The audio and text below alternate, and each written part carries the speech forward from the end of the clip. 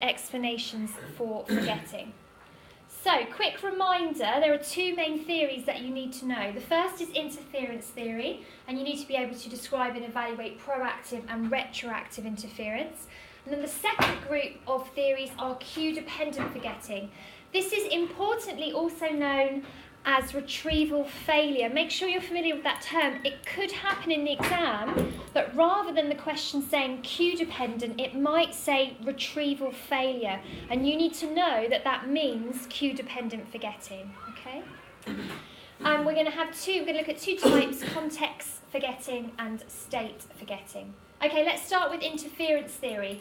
Importantly, the definition, or the overarching definition for interference theory, is information in long-term memory which becomes confused or disrupted, and we are talking very specifically here about similar information. Okay, so when similar information becomes disrupted in long-term memory, and the type of forgetting, the result of that is inaccurate recall. So you do recall something, but it's just the wrong thing that you've recalled. Okay, so let's start with proactive interference. This is when we see older memories moving forward in time and disrupting or interfering with recall of a new memory. So proactive is, think of what proactive means and think of it as moving forward in time. And the only thing that can move forward is an older memory, okay? So this is a bit like a memory of an old phone number disrupting recall of a new phone number. So if someone who you quite like asks you for your number, this is exactly what you do not want to happen. You do not want by accident to give them your old number instead of your new number. So that is proactive interference when it works forward in time. Okay? Retroactive interference, think of retro disco, old school, is when we see something moving back in time. And the only thing that can move back in time is a newer memory, okay? So this is when a new memory moves back in time and disrupts recall of an older memory, okay? So you're trying to give someone and offer what your older memory is, but by accident, your newer memory interferes and you tell them the newer memory rather than the older one.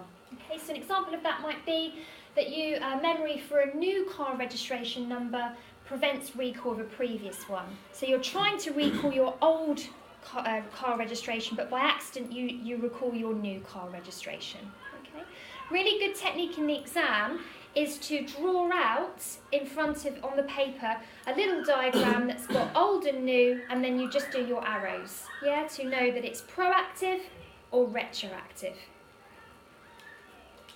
How do we study proactive and retroactive effects? So if you're asked to outline a study or piece of research that demonstrates this, it is something along these lines. Participants are presented with two word lists. This is list A and this is list B. And they're asked to learn each of the word lists. What you'll notice is that the first word in each of the lists is the same, but the second word is different. Now importantly, you will be asked to learn one list first. There will be a rest period, and then you'll be asked to learn the second. That's because you need to create one of the lists as an old memory and the other list as a new memory so that we can effectively test for interference effects. So, list A is learned, list B is learned, and then a bit later there is a recall test. And that recall test involves presenting a participant with the first word and seeing whether they then immediately recall either the second word from list A or the second word from list B. If they recall the second word from the first list that they learned, then we have evidence of proactive interference. That older memory, because it's the thing they first learnt, has moved forward and disrupted recall of the newer one. And of course, the opposite is the case for retroactive. If the second word from the list B is remembered, the list that they learned second, i.e. the newer memory, is recalled, then we have retroactive, because that newer memory has moved back in time and interfered with recall of the previous. Okay? So this is a classic way of studying interference effects, and the fact that we see this significantly replicated and we see the consistent effect suggests that interference explanations are good, are valid explanations for forgetting. Okay? Let's just evaluate proactive and retroactive evidence. I'm going to start with a strength, and I've really elaborated this strength here, so that's useful revision notes for you.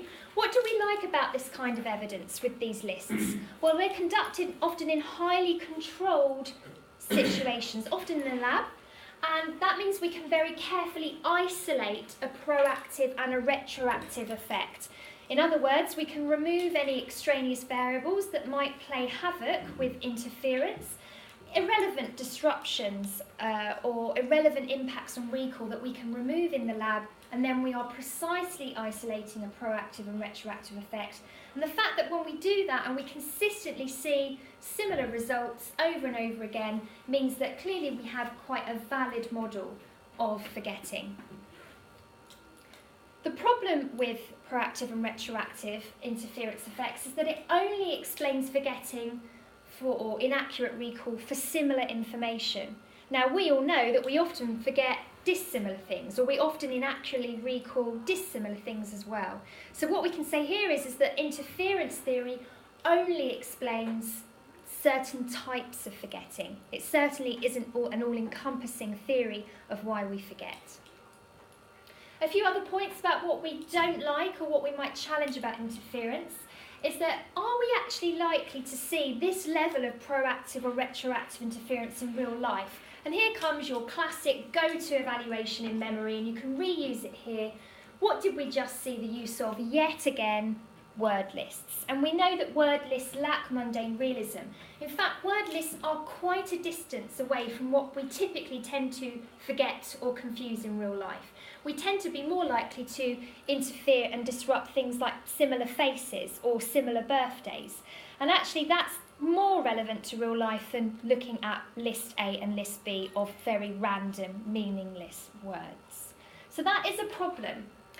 The final evaluation point that I want to sneak in here, and you actually should have confidence applying this now that you're excellent research psychologists as well, is the fact that when we're testing proactive and retroactive, we have to have a rest period, because we need to have an old and a new memory. So what we're talking about here is a repeated measures design. So what we do is we have list A, then a rest, and then we do list B. Now, do we actually learn information like that in real life? Do we learn something, wait 20 minutes and learn something else? We don't. So actually this is incredibly artificial. The use of this type of repeated measures design with a 20-minute rest period is actually nothing like how we learn information in real life. So the fact that this is how we test interference limits actually the applicability of interference research. Good, okay, so let's move on to the second one, cue-dependent forgetting. As I stressed at the start, please recognise this is also referred to as retrieval failure, when actually we're not inaccurately recalling now, we literally cannot recall the memory. We're trying and it's just not coming. Now that is not because the memory isn't there, and this is really important that you understand this. Cue-dependent forgetting, the memory is available, it's just not accessible. For some reason, we just can't seem to recall it. And that's because the recall is actually totally dependent upon remembering the cue with which that memory has been coded and stored. And when that cue is absent, we find it very hard to find that memory or to recall that memory. Now, Tolvin, who we talked a little bit about when we were looking at studies of long-term memory, suggested that we can refer to this as the encoding specificity principle, which is essentially a cue works if it's present at coding and then present at recall. And that's the most ideal situation. If the cue is absent at recall, we will forget. Yeah?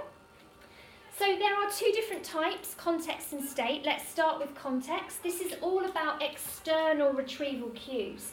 So we learn something, we code something, and the cues around us in our environment help us to code that information. And ideally, if we want to perfectly recall what we've learned, we want those cues, external cues, to be present at recall. A really nice applied example of this is that we tend to see this effect where students will get fewer marks in a test when they do the test in a room which is different to where they learned the original information. Let's have a look at some supportive evidence. This is a lovely study done by one of my favourites, Badley, in the 70s. Used a sample of deep sea divers. These were actual deep sea divers. So we have immediately a lovely, highly ecologically valid sample that's being used here. And Badley got the divers to learn word lists on dry land or underwater. And then he asked the participants to recall either on dry land or on water. And what did he find? Those that were in a mismatch condition, so that had learned underwater, recalled on dry land, or learned on dry land, then recalled underwater, when the coding and the recall conditions were not matched, 40% lower performance, 40% lower recall. And of course, what that means is that recall was much stronger when the two conditions matched. Coding underwater and then recall underwater. That's when we saw our best performance. So this clearly suggests that external cues really matter and really help us to retrieve a memory.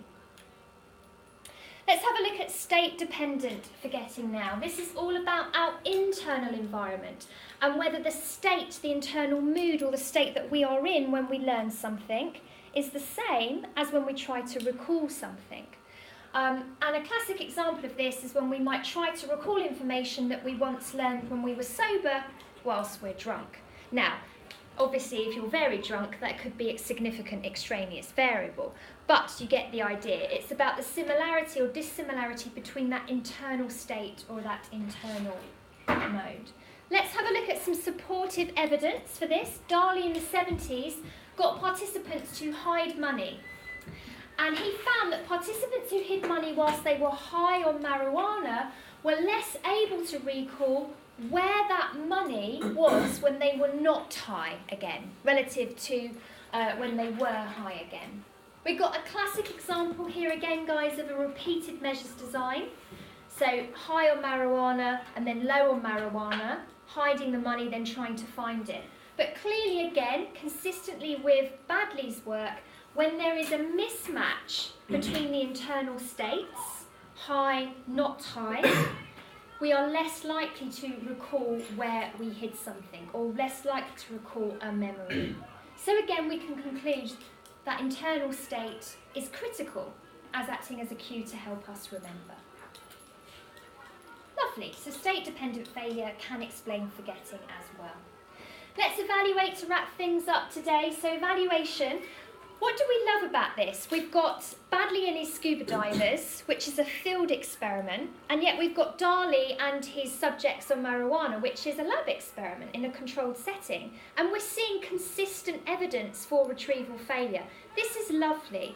When we see that we've got supportive evidence that includes lab and field experiments using ecologically valid samples, this encourages us incredibly that clearly this is a valid model. We like to see as psychologists consistency, replication of effects in different conditions and different samples, and we definitely see that with cue-dependent forgetting.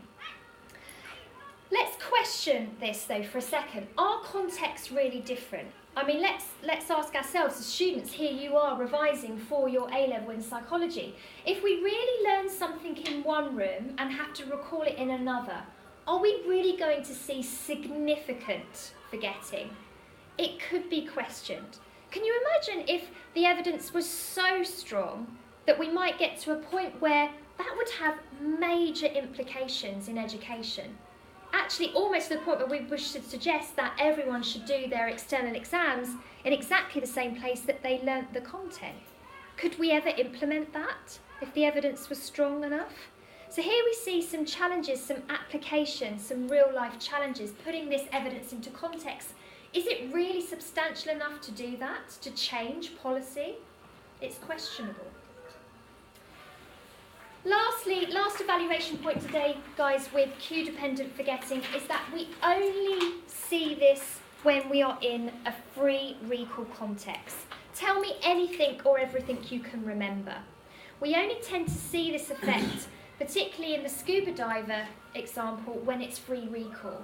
When we give someone a recognition test, we don't see the same level of retrieval failure. We don't see context effects happening. So what we can conclude here is that clearly cues will only affect memory when we test cue retrieval in a certain way. So the exact same conclusion is reached with interference. Clearly, cue dependency can't explain all types of forgetting. Okay?